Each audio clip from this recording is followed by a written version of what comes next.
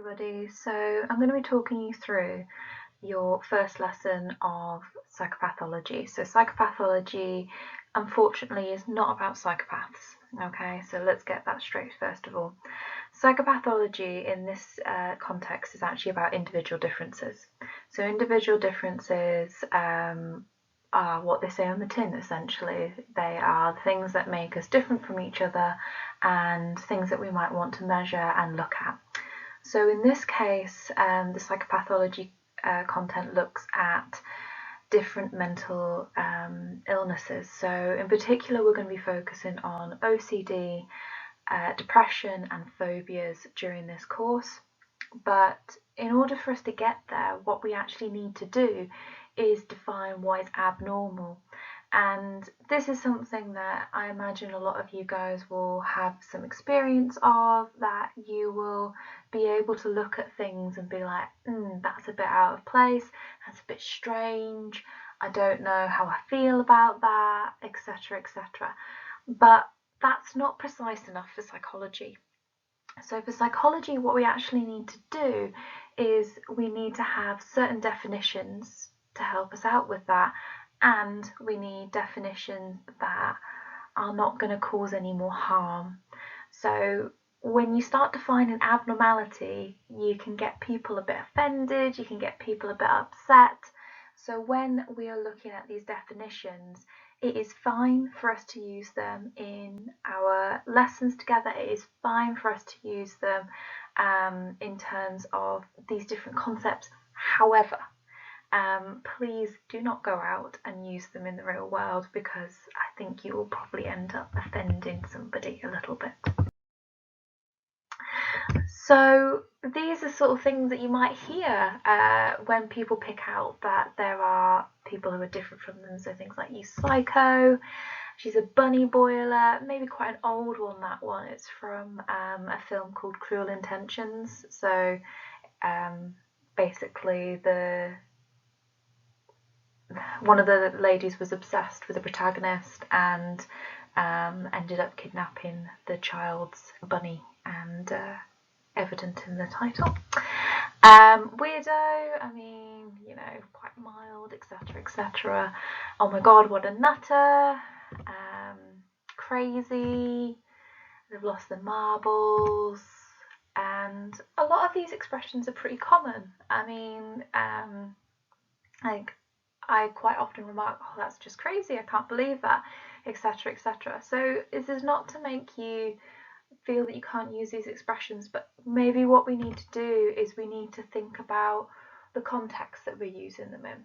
So for some people, these sorts of things might act as triggers, that they might actually be quite sensitive about these because of certain conditions that they have, especially if you've got something like depression, OCD, something that's a bit sensitive anyway. Maybe we need to think about these. When we go into year 13, there is a lot of mental health stuff that we can look at there, and one of the topics is schizophrenia, and schizophrenia suffers from a lot of stigma in this respect. So it is important to keep this in mind, that we need to be nice and we need to be gentle with each other. So the learning outcomes, to be able to define psychopathology, like I said, not about psychopaths, sorry. Wait until we get to forensics, okay? To name and describe the 4 different definitions of abnormality, because there's 4 that we will use in this topic. And we're going to apply these definitions to real life examples, because this topic, more than any other, maybe social influence, is really, really applicable to real life, and it's important that we realise its relevance and that we can use this in our learning. A little warning though, we are going to be discussing sensitive issues in this topic, and you really, really need to be mature enough to discuss this.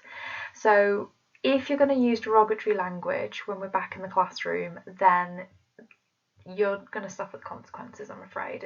It's not acceptable. This is a safe space, and I'm not saying that this is what's going to happen, but I have had it in the past where people do not respect that, and it's not very pleasant, okay?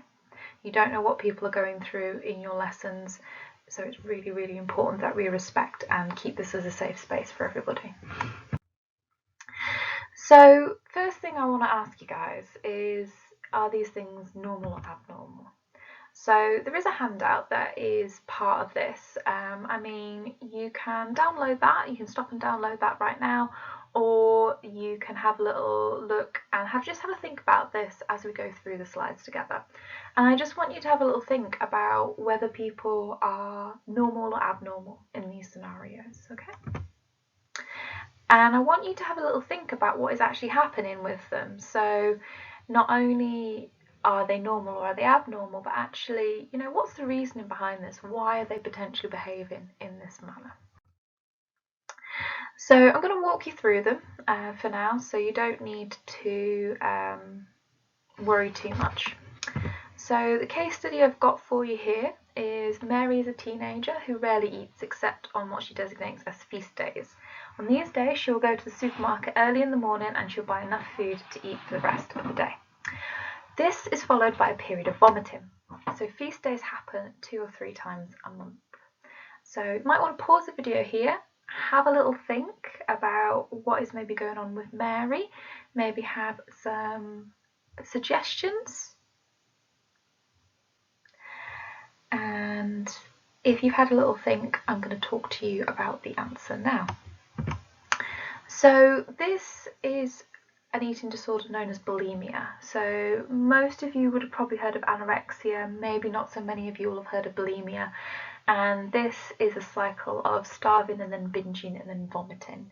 And it is a very serious disorder. It doesn't have the physical hallmarks that anorexia comes with, but it is equally serious and does really need strong treatment to help people recover from this.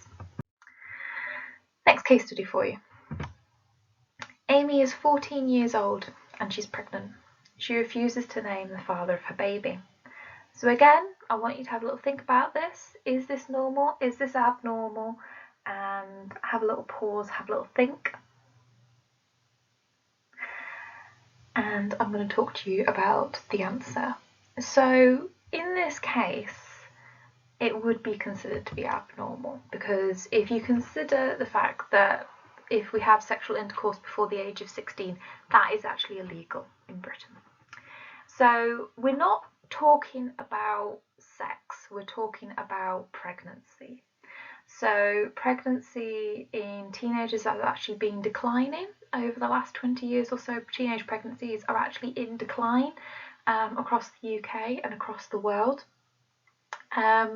Partly because of the availability of contraceptives, awareness, etc, etc, etc. What might be difficult here is that she's refusing to name the father, so that might hint at other things going on. So, this case study. Bob has lost his job, and then his marriage is broken down. He is now first in the pub when it opens at lunchtime, and he is last to leave at closing time. Each day he is drinking more, and often he cannot remember the day before. So I want you to consider, is this normal or is this abnormal? And maybe have a little think about social context in this one. This one is slightly trickier. So pause the video, have a little think. Okay, so in terms of this, he's actually starting to show signs of addiction. So this is partially because he is first in and last out, and that seems to be quite addicting. He has to do it every day and he's drinking more. But there's definitely something to this in that men don't really express their unhappiness and their emotions in society. This is slowly starting to change, which is really, really good, but it is expected that men consume a large amount of alcohol in Britain, and statistically that is actually normal. Drinking to this level is not so normal, and I imagine some of you have probably argued, well, he's lost his job and his marriage is broken down, this is a way of him coping, which therefore would not seem as abnormal as well. But just a few different things to consider there, kind of interacting with societal norms. Diane. So Diane is a housewife who finds every day very difficult to survive while her husband is working long hours. She overcomes this by spending the day shopping and building up debts on her credit card. So again, have a little think. Is this normal? Is this abnormal? Pause the video, have a little think. Okay, so there are aspects of this which are abnormal. There are aspects of this which are normal. So it's interesting because people are encouraged to spend away their pain. So if you've had a rough day, you've had a bad day, if you buy something, our society tells us this will make us feel better. So shopping therapy is a popular activity. So things like Confessions of a Shopaholic and stuff like that also popularise this belief. And having debt on your credit card is also normal. What is potentially abnormal is the fact that she's doing this every day, that she's finding it very difficult to be by herself, and this is potentially forming an addiction. Okay, and Alan. So this one's probably slightly more controversial now. So Alan is a successful businessman. In the evenings when he's by himself, he prefers to walk around the house in women's clothes. He finds this very relaxing and an escape from the demands of his business life. So again, pause the video, have a little think. Normal, abnormal, what do you reckon? Okay, so we need to tread carefully with this one. So technically, in DSM-4, this was called transvestic fetishism. It has changed in DSM-5, but I would need to look it up and make sure that it was all correct. But this is also associated with sexual arousal, and this doesn't seem to be the case with Alan. Instead, he just seems to find this relaxing. So even though the behaviour is abnormal, it might be normal for him. It doesn't really seem to be causing anyone any harm. Therefore, is there anything that we really need to do about this? So this one's a little bit of a thinker. And I believe this is the last one. So Barry. Barry is a collector of newspapers. He spends a lot of his days looking for discarded newspapers, and he takes these home. His home is completely filled with rotting newspapers. When asked why he does this, he says it is his calling. So again, pause the video, have a little think. Normal, abnormal, why not? Okay, so as a lot of you have probably guessed, this is pretty abnormal, to be honest.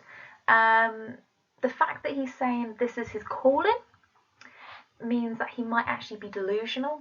There might be greater mental health problems going on there. He could be eccentric. Some people who are eccentric do strange things. And this is a form of hoarding. So again, like pretty abnormal, not really on our scale there of normality. So the question becomes, what do we do about that?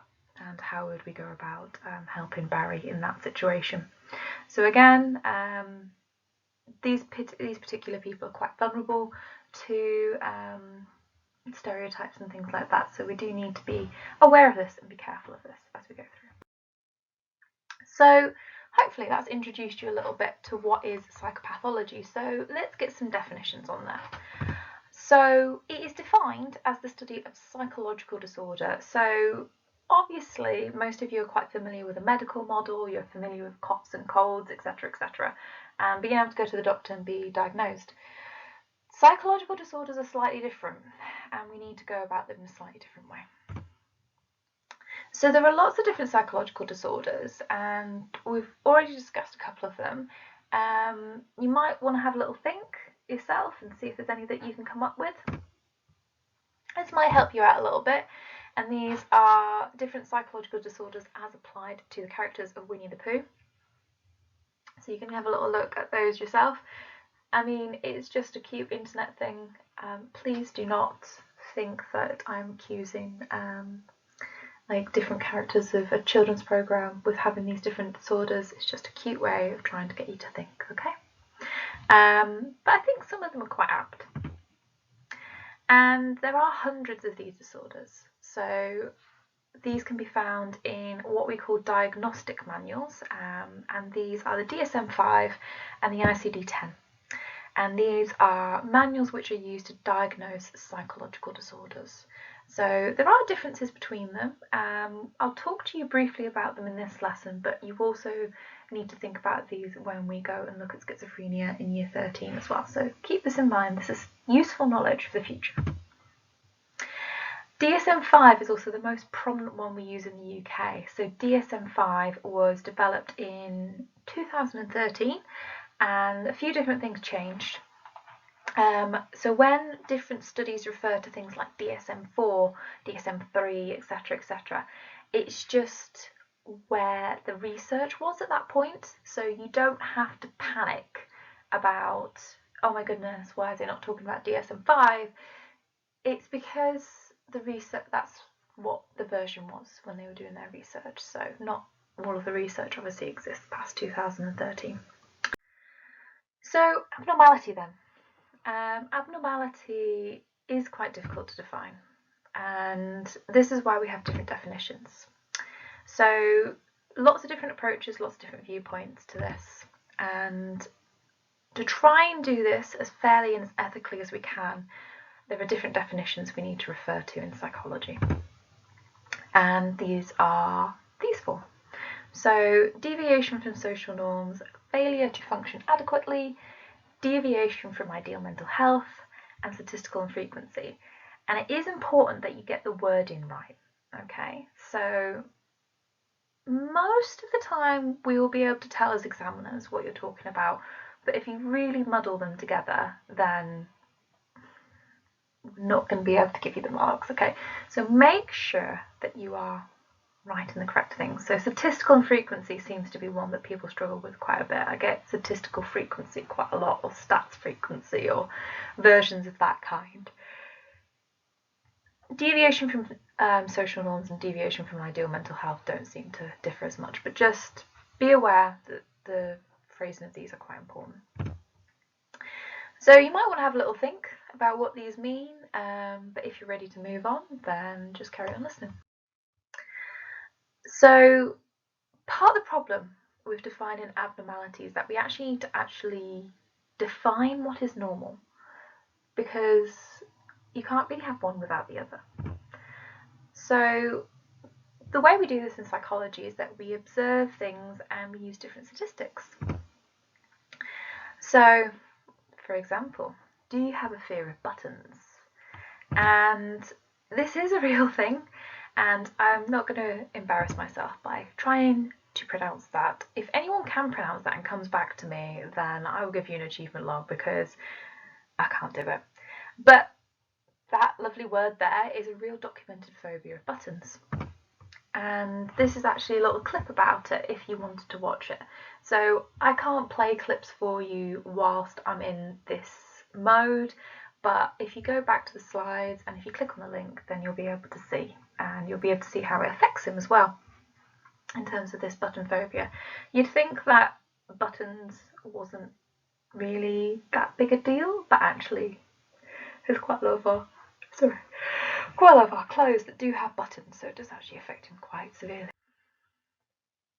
So this would be potentially a case of deviation from social norms.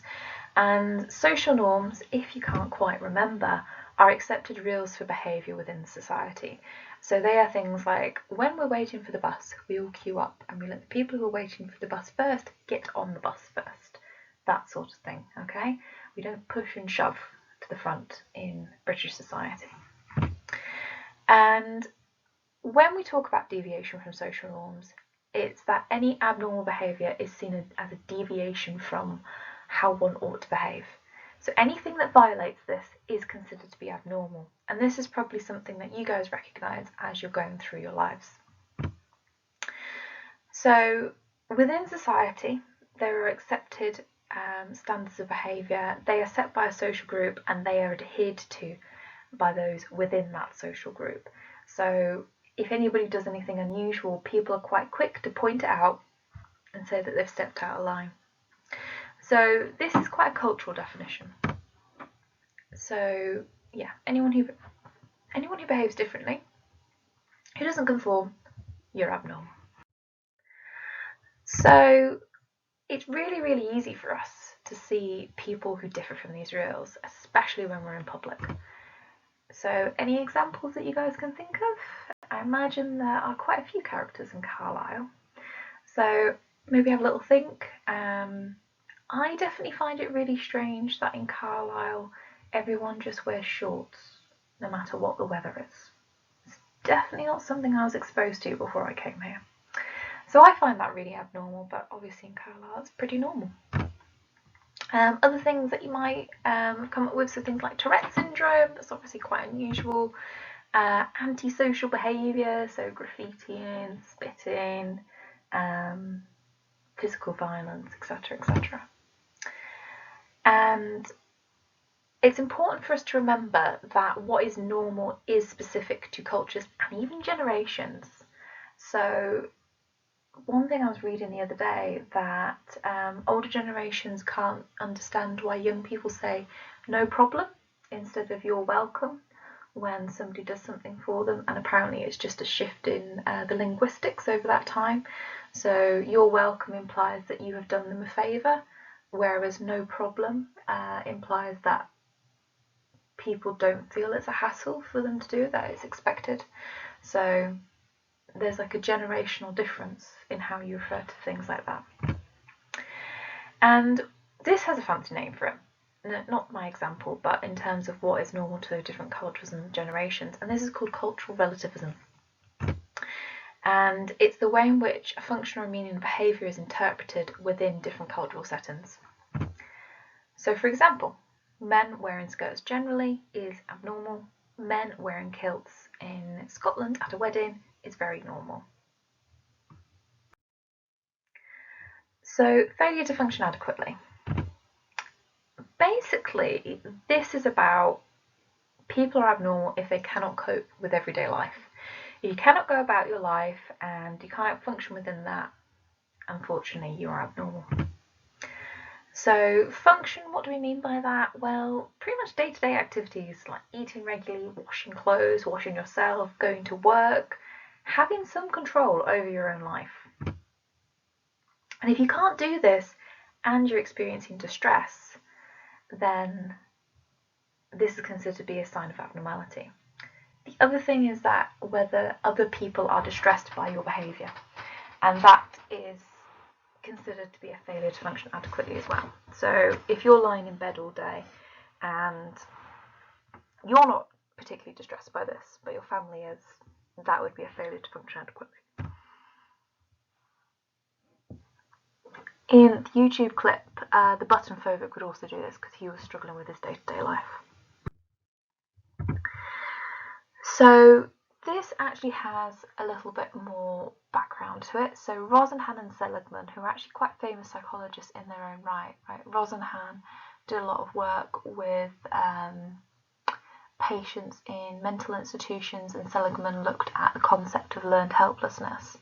So if you are interested, Rosenhan did a study called Being Sane in Insane Places, something that we have a look at in year 13, but it's a very interesting study. And Seligman looked at the concept of learned helplessness. So together they ended up suggesting some personal dysfunction, and this has several features. So the more the person has, the more they are classed as abnormal. You can see this in your textbook on page 148, but I'm not going to go through them here. However, these are really good for AO1s and they're really good for padding out an answer. So the other thing is that medical clinicians may use the Global Assessment of Functioning Scale, and this rates an individual's social, occupational and psychological functioning, and this can help us decide whether someone is failing to function adequately or not. So deviation from ideal mental health, again, does what it says on the tin. It's more about how we consider physical health, but it also looks at absence of well-being. So we look for behaviours that are associated with competence and happiness, and if they are lacking, this is a deviation from ideal mental health. So for someone to meet ideal mental health, it would be about having a positive attitude, being able to resist stress, being able to adjust to new situations, as well as having an accurate perception of reality. So failure to meet this means that you would be classed as abnormal.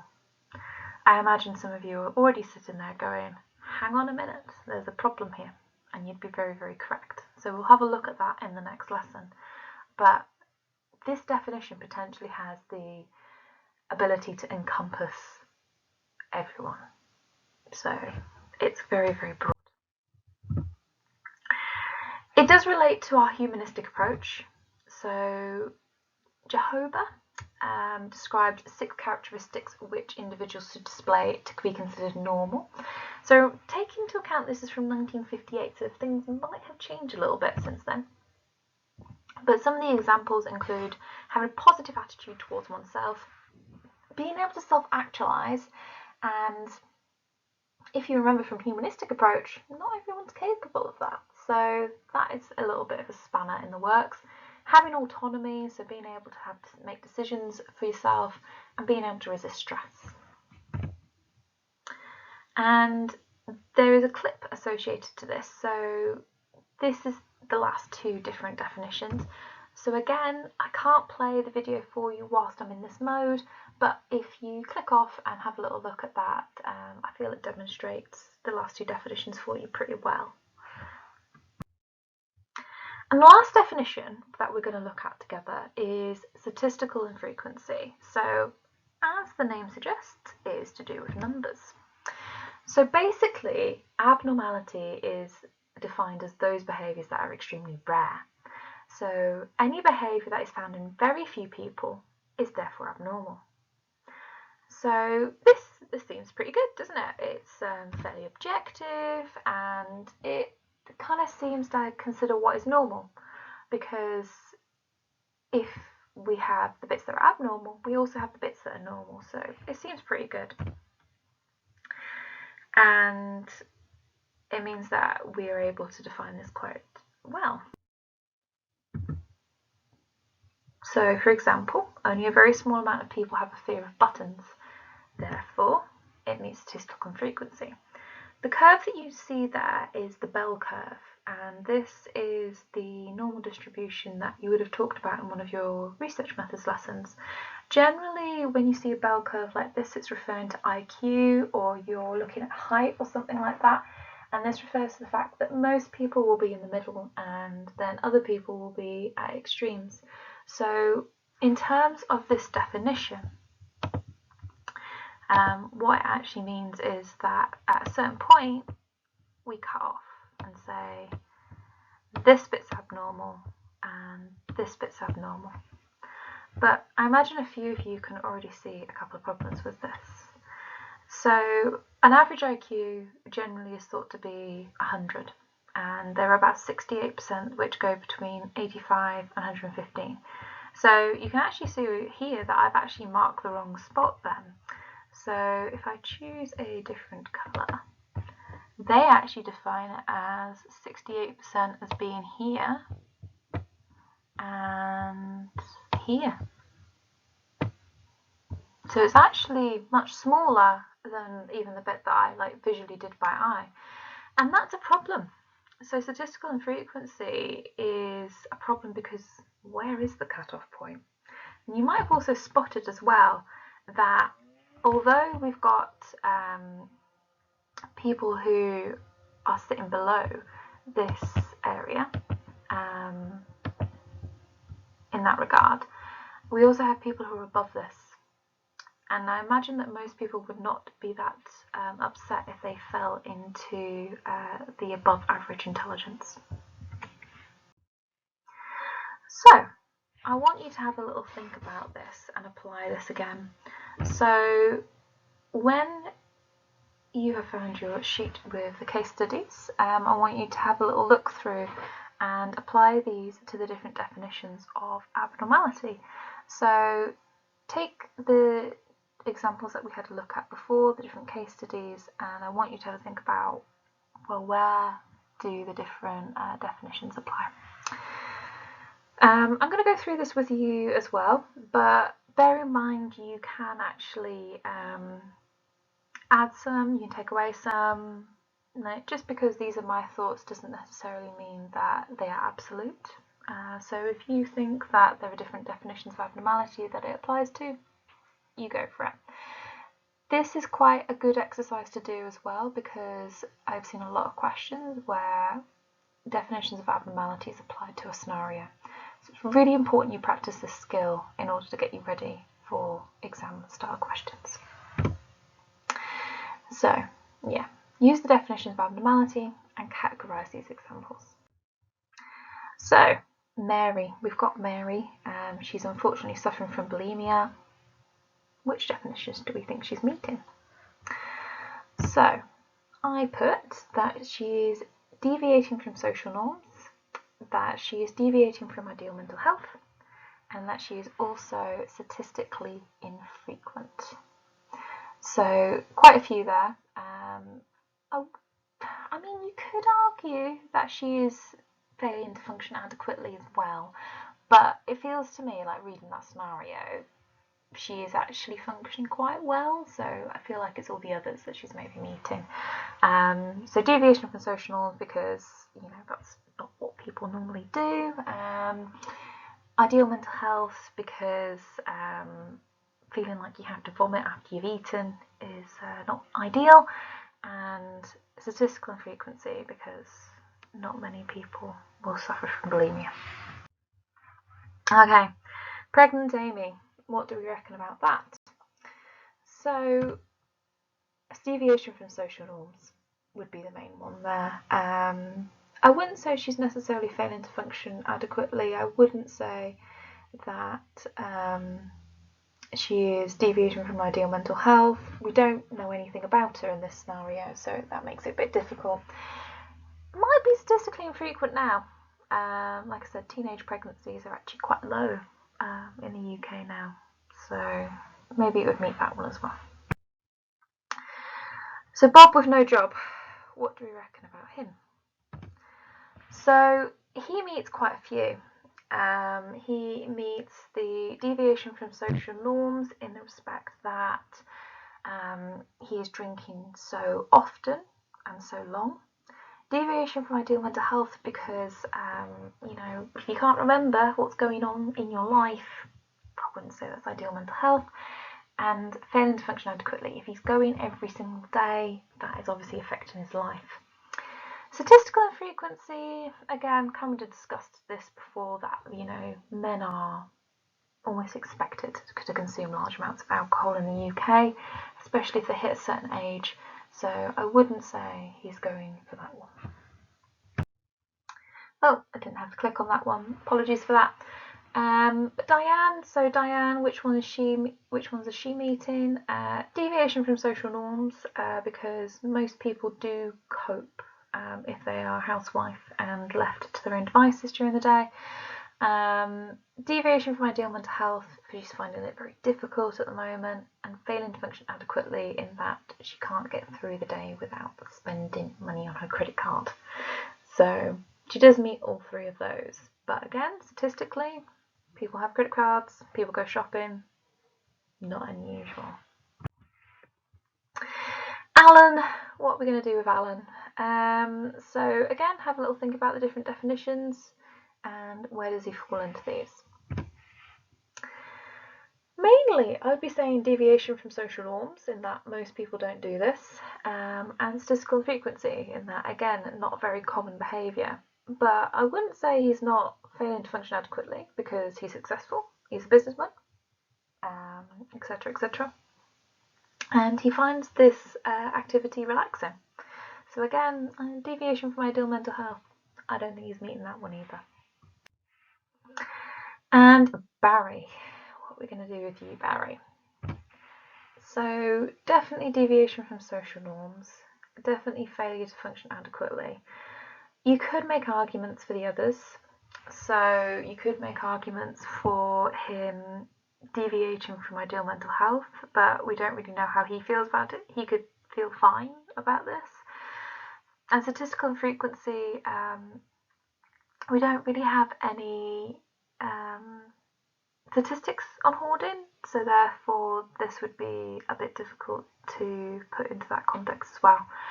So it is important when you're looking at scenarios that you go for the ones that seem the most obvious, so which ones are definitely there in the scenario, rather than trying to extrapolate them and construe things that aren't actually there. Otherwise you end up losing yourself some marks. So I hope that's been interesting. I hope that's been helpful. There will be work set alongside this, so please check your emails. Please check for that, because you need to consolidate your knowledge. If you really want to, you can always go on to lesson 2, which you'll find in the stream channel as well. So thank you for listening, and if you have any questions, just get in touch with your teacher.